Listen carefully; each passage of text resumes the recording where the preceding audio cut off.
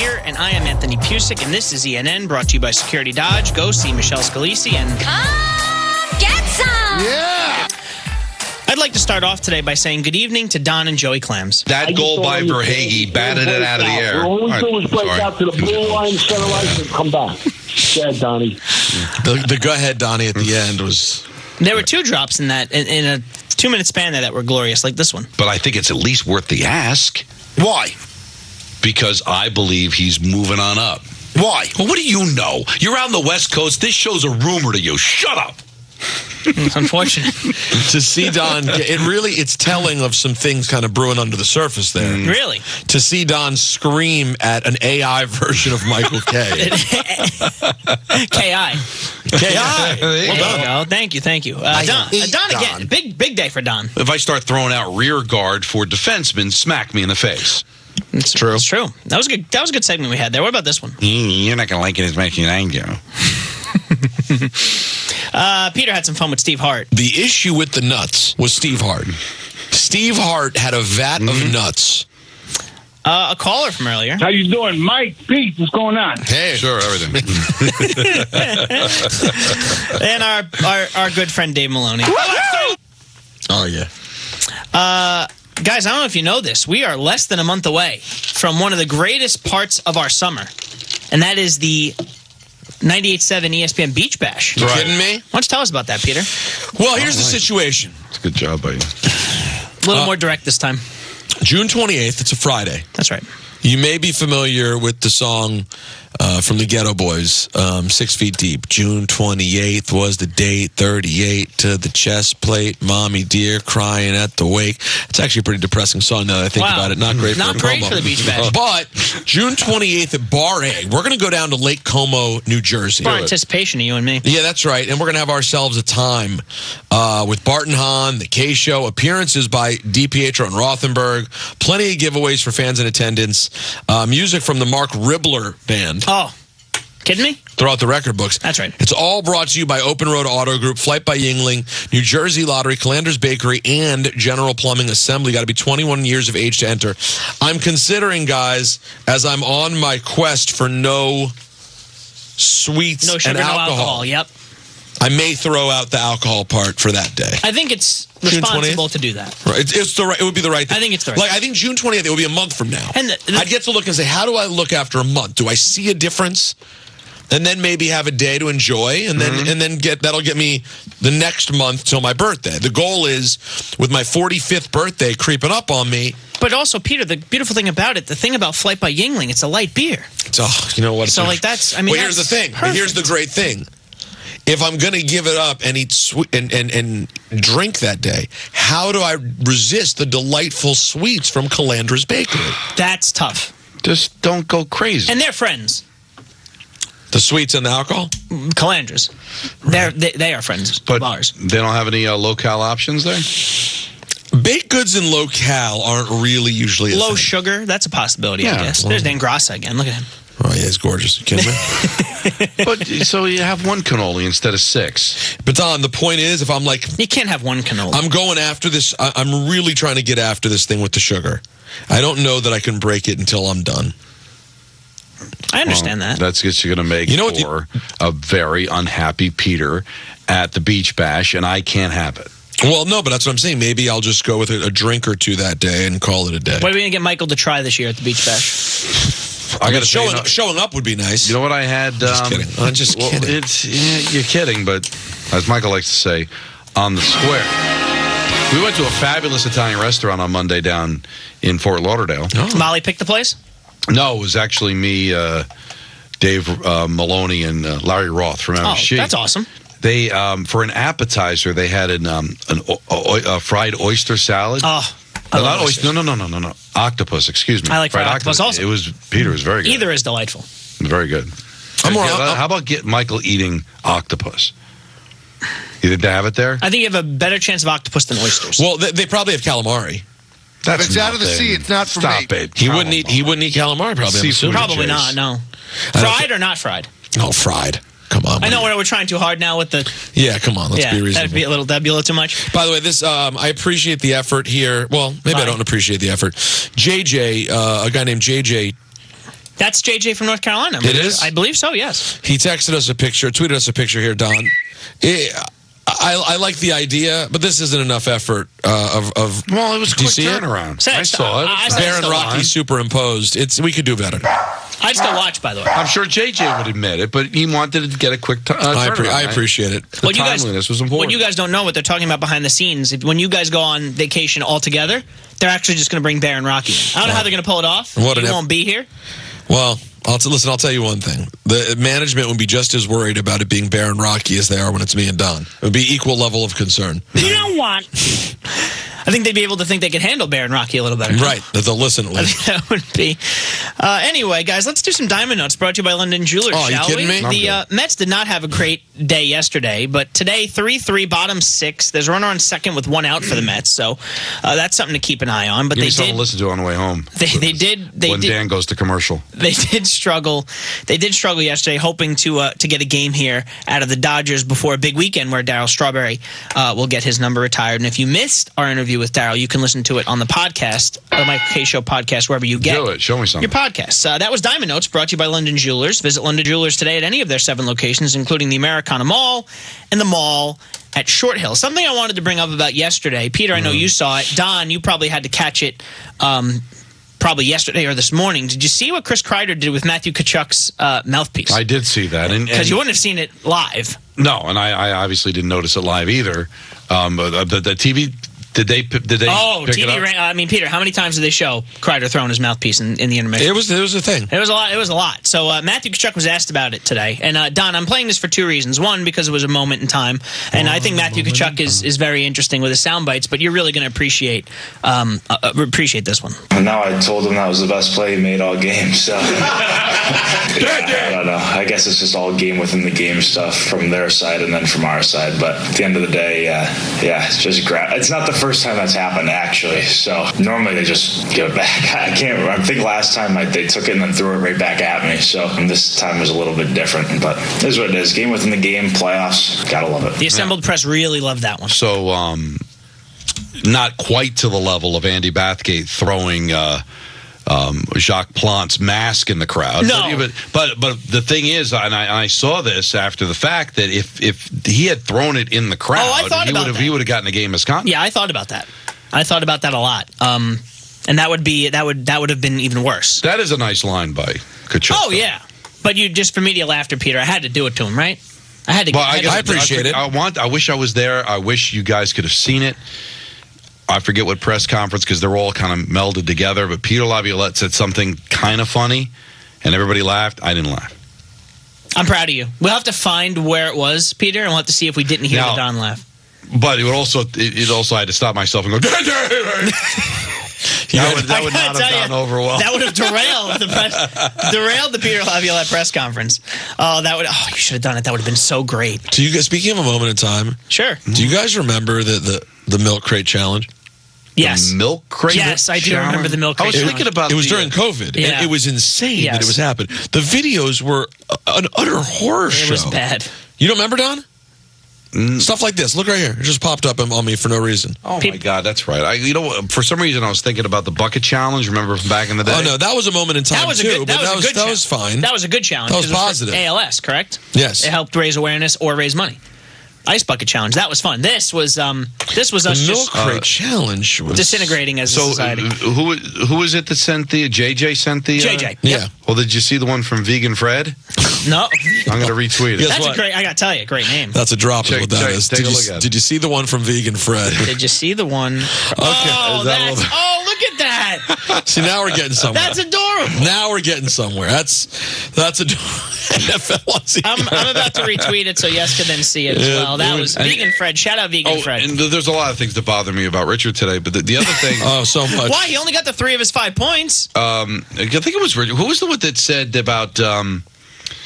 that Bob Wischusen's better than Tony Romo? They do 2 different things. No. I don't think you've been around for this one, Don. Peter, you've gotten this one a lot. Richard says that Bob is even better color commentator as a play-by-play guy than color commentators are. Oh, is that what he meant? Yeah, oh, yeah. I'm good, though. Okay. Listen, Richard's got his all together. Yeah, he probably Does the name Tariq Cohen ring a bell to you guys? Of course, he was on the Chicago Bears. And then there was like an unfortunate series of events in his life and injuries. And I really felt bad for him. Well, now, I got news for you. You're going to see him a lot more. Yeah. He has signed with the New York Jets. Really? He has signed with the New York Jets. And Robert Saleh spoke about it today. Tariq, explosive playmaker, starting to get back healthy. With the new kickoff rules and these kick returners, they're going to touch the ball over 100 times a year, which is significant. And at least that's what we're anticipating. And a guy like him, who's still young, obviously coming off his injuries, but we're excited to have him aboard. We share it, from a defensive standpoint, having the game plan against him. When he was with the Bears, he was a nightmare. I know when we played them, he had a punt return for a touchdown back at Soldier Field. So he's a playmaker. Well, did you see the one from Vegan Fred? That's amazing. I love Tariq Cohen getting a chance. God, you remember, Peter, I know you weren't a big fantasy football guy, but he was a guy that back in like 2017, 2018, you'd love that. Fred? Vegan Fred. You'd love that guy. Oh, yeah. He would always put up numbers. He would always be the second guy on the Bears, but it was like, I know this guy's going to have the better year, Tariq Cohen, and he gets a chance with the Jets. I think he had a lot, the series of injuries, and then he had personal life stuff. He dealt with so much, man. I'm going to drop him a line. I used to DM with Tariq Cohen. Is that right? Really? Wow, he hasn't played since 2020. By the way, when Robert Saleh just said he ran back against us, I thought, do you mean the 49ers? It would have to be. He had to be the 49ers. I was like, He's only 28 years old, which in running back terms, he's basically already going to Canton. But he was a lovely guy, not Jewish, unfortunately. I did think when his name was Cohen that there was a chance. That's what led to our first conversation. That's amazing. Was me reaching out to find out. So you wouldn't reach out if he was Irish. And he's listed, by the way. It wouldn't be interesting to go, hey, if his name was, So this is O'Reilly, and I go, hey, are you Irish by any chance? He goes, yeah, I am. I go, all right, cool, nice. The thing that's exciting about asking with a Jewish name is it's up in the air. And obviously it was. He turned out to not be. This is like the Seinfeld with, what was her name? The anti-dentite? No. What does that have to do with what we're talking about? Well, wasn't it the dentist and the Jewish jokes? No. Oh, okay. Now you tied it together. I was wondering, where do you go there? We got there. No. It's okay. What was her name? Something Chang. And everybody thought she was Asian, and then she turned out not to be. Oh, yes. Talking about, I can't remember now. And it changed everything. Yes. That's what happened with Peter. I thought he was Jewish. Oh, he's not. So, but you know what? You fought through it. Exactly. I'm still rooting for the guy. It was just that was my foray into curiosity. Is who's this guy named Cohen? You thought you had Josh Rosen, didn't have him. So don't bring up. Didn't have Josh Rosen. It was a tough time. Don't bring up Josh Rosen. It was a tough time. Now, of course, if the Jets are going to be speaking, you have to at least get one soundbite talking about Aaron Rodgers. And Joe Tippmann, the offensive lineman, talks about working with Rodgers. That's good. Aaron, he's a great presence in the huddle, and then outside of the huddle, he's just he's always making recommendations, and he doesn't just tell me, he teaches me, something that maybe I messed up or didn't understand. He's going to run it back and explain it to me how he sees it, and it's something that's really helped me. I would love to be able to talk to Aaron about working with these offensive What's that linemen. guy's name again? That would be Joe Tippmann. Love Tippy. Your center. Yeah, I love Tippy. Love Tippy. Love Donnie. It's me, QA Ron. And you know what I feel like to be QA Ron, I got to come up with good music, Fauci. What do you got back there in your old bag of tricks besides a bunch of hypodermic needles to shove some damn vaccine in us? What else you got? I can't imagine that I have a lot here. Well, whatever you could find, I'd appreciate it. Because Tippy deserves better. Some type of Armageddon-like music? Or? I was watching... I was going down a rabbit hole this weekend, Donnie, and I watched Super Size Me again. Rest in peace, bud. And they killed the guy from Super Size Me. They killed him. I think he died. Yes. Yeah, that's what they're telling you. Okay. But I'm telling you guys right now. You read it, right? Well, I was talking to my boy Joey Rogan. Okay. And we were talking about the Super Size Me murder, and we all know. We all know what's happened. That's just the fast food industry mixed with Joe Biden, mixed with Fauci coming together and doing what they do. But we're going to have a hell of a year, am I right? Well, you know what? Let's go Jets. And this is actually now 20 years for Aaron. And Quinn Williams, who was a great soundbite always, was very surprised by that. 20 years? Yeah. I didn't know that. Aaron, 20 years in the NFL? Yeah. Man. Ain't that running back, the number 0 is 20 years old? Yeah. So he been in the NFL as long as he been alive. That's crazy. I got to joke with him about that. I love Quinny. That was a lot of media laughter. I love Quinny. I love Donnie. But you're right. The media with the laughing at the jokes, it's not right, Donnie. You gotta wipe out all the BS that doesn't involve winning. Well, that's why I don't sit and talk with the traditional media. Talk to my boy Pat. Talk to my boy Rogan. Talk to my friend Steve, who has a YouTube show. Aaron, you were at the podium last week talking to the assembled media. I don't remember that. Okay. But I did go on Twitch last week. Did you? Yeah. Went on Twitch with a few of my journalistic friends who did some research. Like Kai Cenat or?